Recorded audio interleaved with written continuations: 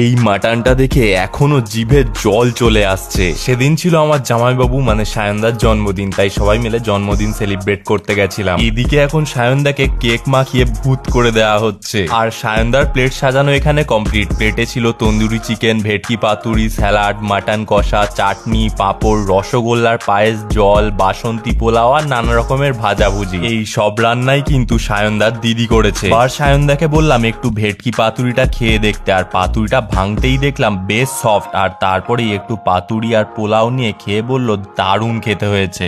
তারপর এই মাটনটা খেয়ে দেখতে বললাম, আর মাটনটা তুলতেই আমার জিভে জল চলে আসলো। এবার মাটনটা ছিঁড়তেই দেখলাম মাটনটা মারাত্মক লেভেলের সফট। এবার একটু পোলাও আর মাটন খেয়ে বলল দারুণ খেতে হয়েছে। আর শেষ পাতেই রসগোল্লার পায়েসটা জাস্ট জমিয়ে দিয়েছিল।